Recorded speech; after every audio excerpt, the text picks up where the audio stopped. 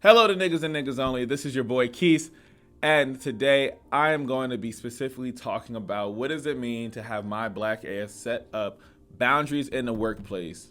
It's a conversation I've been having with a lot of my friends.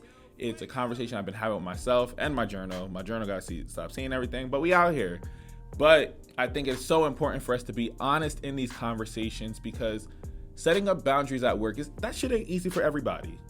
I know it wasn't easy for me. I know it's not easy for everybody because we all have different circumstances. And so I wanted to use this episode to really just kind of talk about my personal experience, my thoughts on setting up workplace boundaries, and kind of the shit that I went through that helped me be a lot more intentional around what do my boundaries actually look like in this space. So I'm gonna break that shit down throughout this episode. I look forward to getting your responses and seeing if you also have your own stories about setting up workplace boundaries.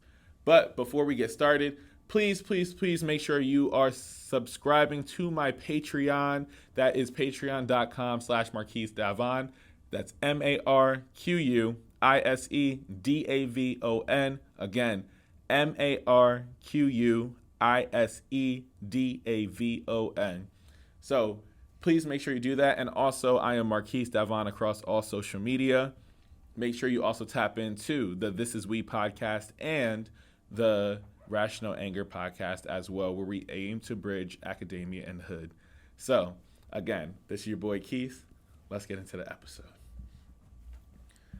So, I have always kind of been hard-headed in the workplace environment, but as a kid, I was somebody who was told I just need to make sure that my work is good. There was no way that people could question my work ability. And I've never not had a job. I've been working since I was 16. So I started out working at McDonald's, got promoted to a crew trainer at McDonald's. So you couldn't tell me nothing. But also in the middle of all of that too, I am doing all AP classes. I am doing school show. I am helping out family and also working weekends and closing at most times during my senior year of high school as well, because you're 18 now. You can do a little bit more. So I try to find different ways to really balance out all of these spaces and burnt myself out.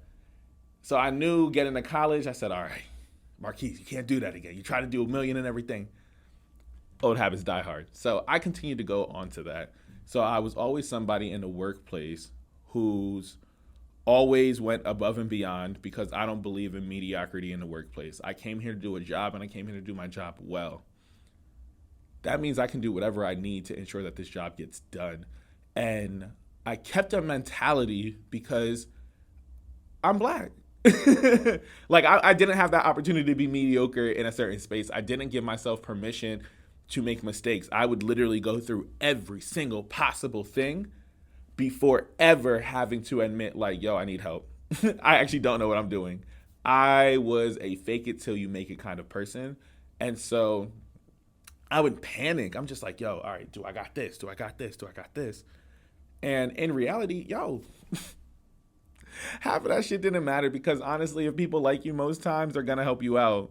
And I wish I would have known that a lot sooner than I did.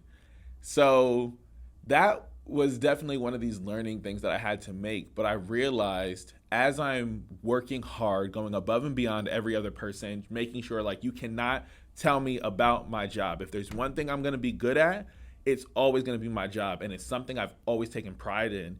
And I was just like, ooh, as I got older, I said, ooh, that's capitalism speaking. But in my space right now and who I am, I also recognize like I did not like to disappoint people. I didn't like to ever show that I sweat.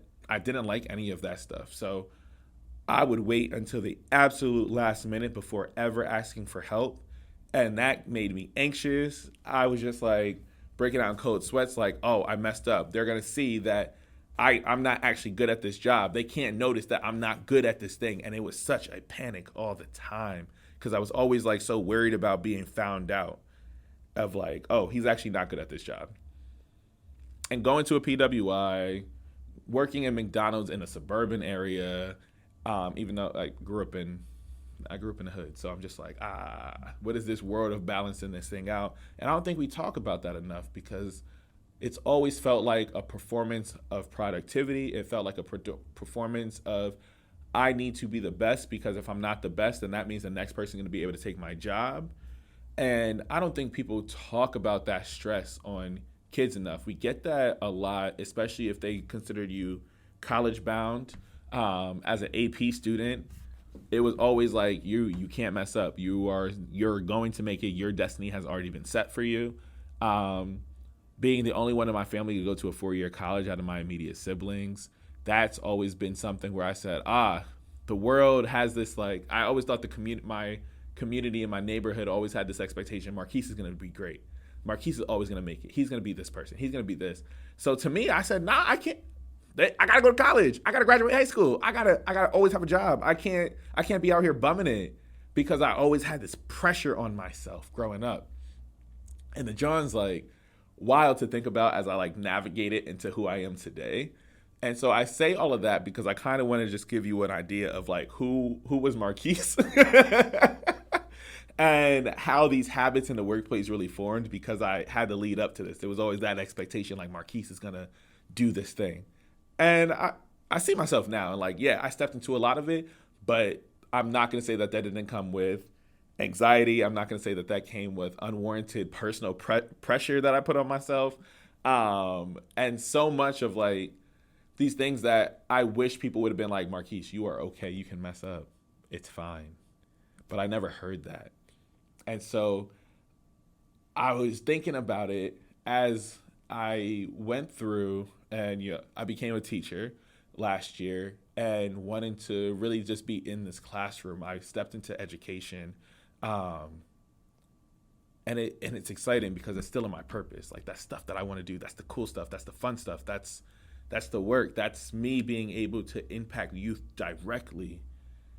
And I found myself wanting to be Superman, wanting to balance out all of my other stuff as being a creative, being somebody who has to lead a team of podcasters, also having to make sure I show up for my students and their families and do this and do this. And I sat there and I said, hold on. I'm doing this thing again where I am not respecting my own boundaries in this workplace. I'm also not respecting my personal boundaries of what I needed, but I also found myself in any new environment, I retreat back to high school and early college Marquise. And I'm just like, all right, I got to overperform. I got to do this. I got to get everything right. I can't mess up. I should have grace with myself. I can tell other people to have grace with themselves, but I'm not having grace for myself and following my own damn advice. And so after I graduated from college, I did everything that was expected of me. I got into a job. I've never not had a job. Like my first month out of college, I didn't have a job, and then I found it right away. And so that part was a little anxiety inducing, but I made sure that I was always working. And in that, I started to recognize how I showed up in the workplace. And for me, as a young professional, I started out in the workplace as, all right, Marquise, make sure you're friendly, but not too friendly. But you're always the guy who wants a harmonious environment. Like for me personally, I need a harmonious environment in order to really be best at my job. Like I can't, if you go in there and that workplace is trash and toxic, I shut down because I'm more concerned around like, damn, all of this energy is really affecting my workability and my performance.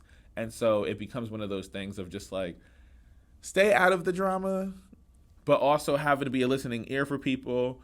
And then it starts to impact your own job. Because now, I remember my first manager outside of college, I swear to goodness, she was a racist. I know she was. I've never, ever been talked to the way that she talked to me in my life. And, you know, in those spaces, I always have to check myself. Like, all right, am I receiving this wrong because she's a woman? Am I receiving this wrong because she's white? Am I receiving this wrong because I'm black? Am I receiving this wrong because she's older than me and I'm younger? And is she thinking that I can't do this job? Because at the end of the day, I always tell myself, I got this job because I'm good at what the hell I do. I am not bad in the workplace and in my job performance. I will always assure you that. But I found myself allowing her to talk to me in any kind of way. because I said she must be right. And that sucks to admit, because I was just like, I've never, ever had to ever disappoint anybody in the workplace. I don't miss work days. I don't like to miss work because somebody has to do the job. And that was my mentality for a long time. Like, I'm going to go in there. I signed up for this. I have to commit to this thing. Even if I don't like it at this moment, I have to do it. So I ended up staying at this job, ended up quitting because it was just like a lack of respect. And they also expected me to demote myself and just not be able to do this thing. And there were just things that weren't being met. So I left this job and got something that was paying me like $42,000 a year or some shit like that. And it was dope. I was a full-time social media and content consultant, and that was cool, but I hated it because the work didn't feel purpose-driven. And I stayed there, and I had to perform. Once again, even though I was miserable at this job, I said, I'm still going to do this thing because that's what I signed up to do. And as I'm thinking about this, these environments going from a PWI into a mostly white arts nonprofit, and then a white, Black owned but white majority consulting space, digital consulting agency, it was just like, bro, like, you're still having to perform. And it was always just like, oh, is he here because he's the Black guy? Oh, well, we're expecting the most out of him because he also has a name for himself now. Because employees with a platform, that is a different beast. That beast is different because they have even more expectations of you. And so they knew me, and I was hired through my podcast and my podcasting ability. And I found that to be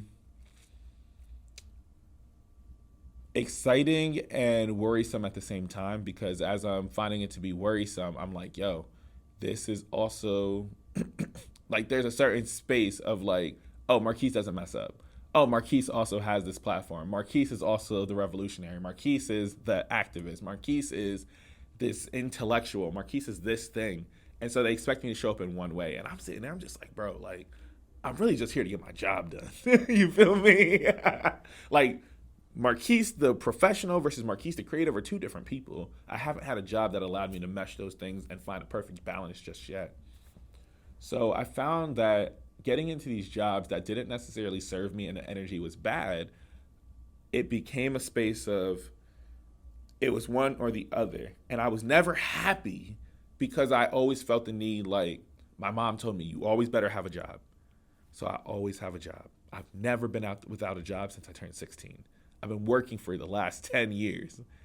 But once I graduated from college, I found my love of podcasting. I got to do something that gives me life. I got to interview people. I get to make a positive impact on my community. I got to do all of these things. And so I found myself trying to figure out, like, how do I invest in all of this? So podcasting is what I love. But I was taking jobs that weren't necessarily in my purpose. I was taking jobs where I was very much more task oriented than purpose driven. And it was not a good balance. And so even in all of that, as I'm figuring out, like, what is going on, I learned about myself more and more. And what do I need in a work environment? When do I actually speak up for myself? When do I not speak up for myself? What does it mean? What does it look like if I do speak up for myself? Because I said, I don't want to be like, you know, they always go, well, you millennials, y'all can't do anything. And y'all just always you're using these words, gaslight and boundary and this and this and this. You only stay at a job for 2 or 3 years. Yeah, because our expectations of work are different. We don't want to work in an environment that you expect me to be at for the next 40 years. I don't want to be in a space that we just have to grin and bear it because that's what y'all did as an older generation. I don't want to sit in an environment that will also abuse me and expect me to show up in my best space all the time. That doesn't make any sense. And y'all think we just want to go to work and vibes, and it's vibes. Bro, what? But I think there's something to be said about the way that millennials and Black millennials have been moving in this future. And for me, I find myself to be a really big product of that same thing because I'm on the edge of like Gen Z millennial space. And so as a younger, on the later side of millennials or the younger side, however y'all want to work on that, I'm also one of those people who I grew into a person that now knows exactly what I want to do. I know my morals, I know my ethics, I know exactly what a work environment looks like for me.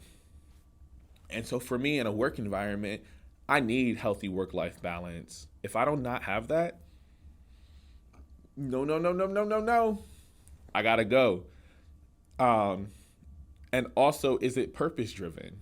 Am I actually making a positive impact on other people? Am I making a positive impact on communities? Am I making a positive impact overall? If not, cannot do it. I don't care for tasks to get done. I want to ensure that a transformation is happening. So my ass can't go back to marketing. That nothing about it feels purpose driven. It just feels like, oh, all right, now get this and get this and get this and get this. The shit's boring. But I love, love, love sparking education. I love sparking the curiosity. I love watching kids get that, oh, snap, building those relationships. That's so important to me. So that's how I found myself into education.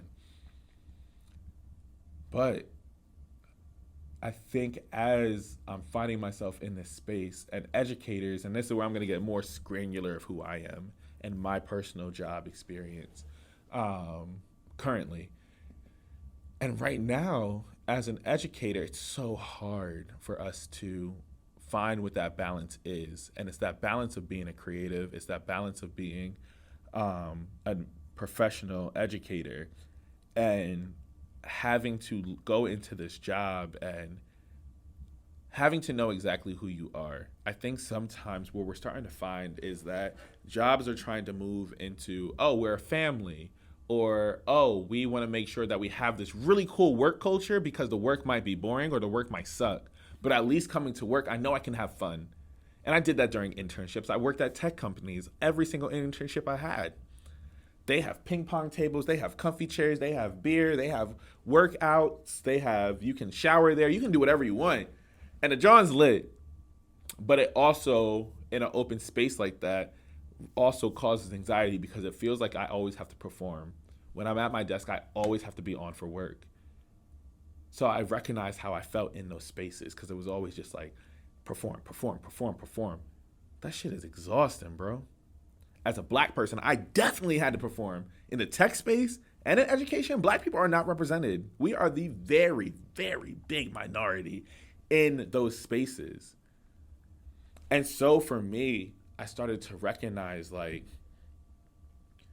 I have to remember who I am and to set up those boundaries in a way that felt good, in a way that felt like I wasn't being a combative black person, because now I'm just like, no, you cannot talk to me like that. I don't care how old you are. You're not going to speak to me like that. Oh, you're actually not thinking about the most impacted person when you make this decision. I don't agree with that. Like that's just how I move. And so I'm in the space of people because of who I am, and my last 2 jobs I had based on my platform. I interviewed and they saw me speak. And so for me, it's so interesting because now it's just like, yeah, we know of you speak at these things and you do this thing, but are you good at your job? And I like I said earlier, I am always going to put my 110% into my job. Do not poke holes in anything. Like, yeah, do I mess up sometimes? Yes, absolutely. Did I learn to start embracing that? Yes. I am human. I give myself grace now in a work environment. However, I'm still that person that's looked at as the agitator in the workplace because honestly, I don't play these workplace politics. Like, I'll be honest. And so when I'm not playing these workplace politics, it's now looking at like, oh, Marquise, like, I feel like you might be combative in this space. Well, we're glad that you stepped up and you said something, because I'm always going to say something in the workplace. But now I look like the nigga who always got an attitude. Oh, now you're the nigga who always got something to say to leadership. Oh, now you're the nigga who is always talking about boundaries. Yeah, I talk about boundaries at work. I talk about boundaries at work because I have to compartmentalize. I can't take you back with me. You are my coworkers. Now, there are coworkers who absolutely became family. Absolutely. But there are a lot of coworkers that I keep at just that. And that's because there's a fear of when you become too personal and professional, you no longer have the opportunity to compartmentalize. You no longer have the opportunity to make sure that you are safe as possible in this workplace. Black folks do not mingle with other people in spaces because you are going to look at me different. You won't even get half my references. You probably don't watch the same shows as I do. So I really don't have much to talk to you about. And that's the conundrum of the workplace, because now the workplace also requires us to have to understand each other so we can start building these team dynamics, which makes sense. It's a healthy work environment. How do you show up on team versus me? But also, what I do outside actually does not impact how we show up at work together. It's cute to have your like insiders and stuff like that, but I'm so serious when I'm just like, no, you're my coworkers. You only have a very limited scope into who I am as Marquise. You, whoop, Lord, I dropped the mic. We here. But you only have limited view into who I am as Marquise. And so that, John, is so important for us to start recognizing, like, it's okay. I don't have to be best friends with my coworkers. I'll have respect and I will get my job done and I will show up for you. And now in the workplace environment, you obviously are going to build these relationships. That is a given. You work with these people 40 hours a week. You see them sometimes more than you see your partners, more than you see your kids, more than you see your family, X, Y, and Z. So it is a very natural progression of a relationship. That's how these things work. But that added layer of race, that added layer of gender, these different privileges that people have, it's hard, because setting up boundaries in the workplace as a Black person also means I now have to think about, how am I being received? What does this look like? Are they going to be comfortable with this? Are they going to see me as combative? Am I going to be this person? How will they see me? And that is difficult. I know, as a Black man who is well connected in the city of Philadelphia, I recognize I have privileges because I also have access. But I'm also a nigga who will never not have a job. Like, oh, you got, what? Oh, let me focus on my content.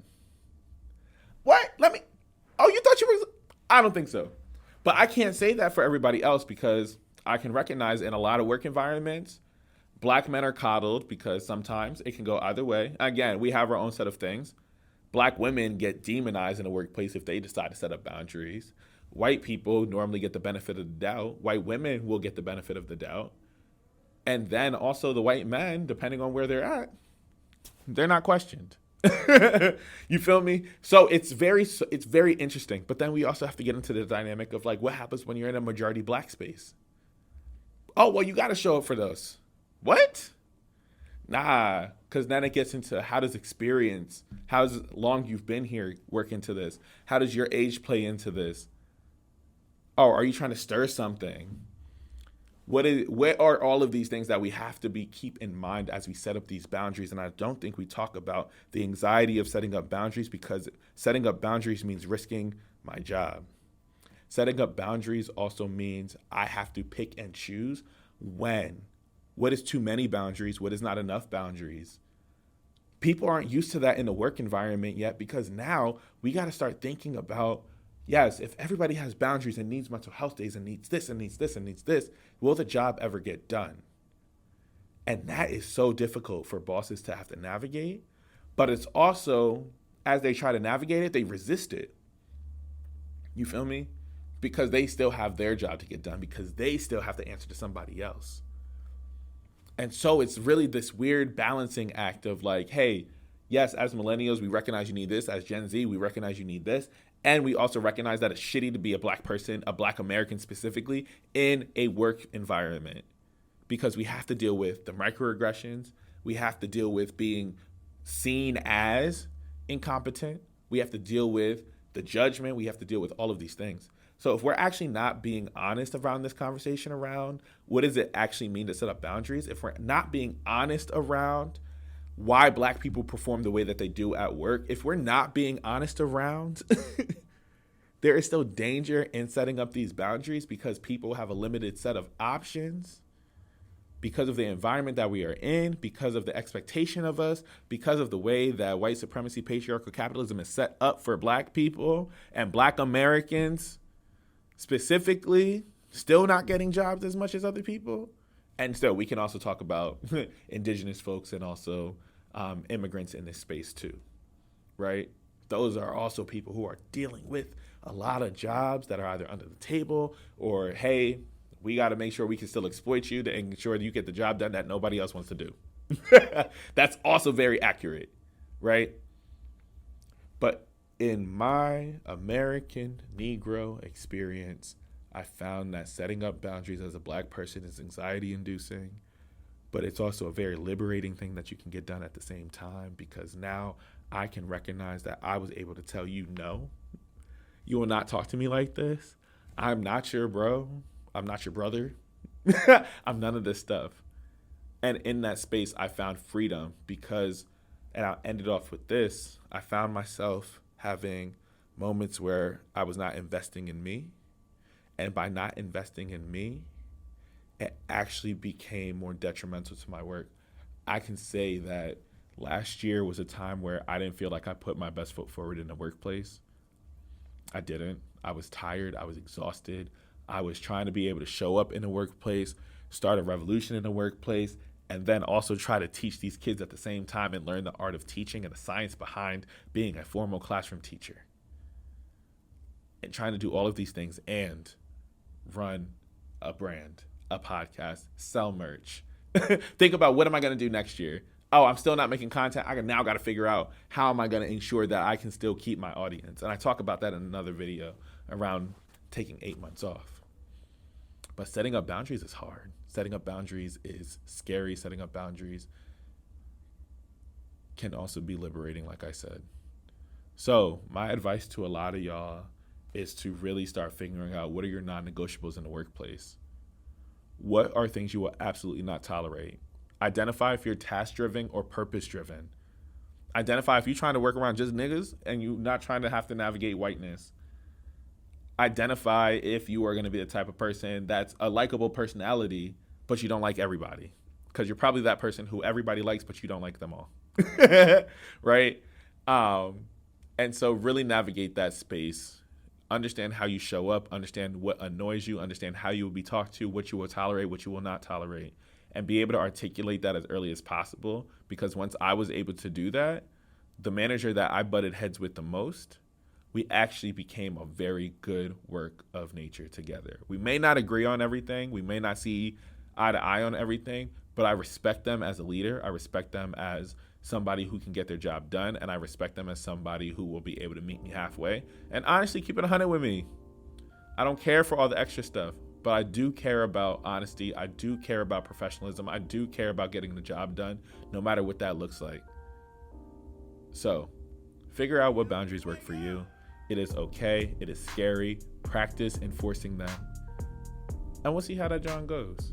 So I hope that you found nuggets somewhere in here. I know I just talked. I kind of didn't want this to be too academic and too whatever. I just wanted this kind of be me being able to talk to y'all. So let me know if you've gathered anything from here. Please share any boundaries that you had to set up at work. How do you show up in a space like this?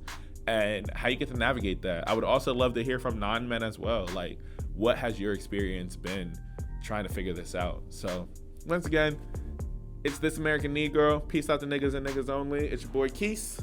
Peace.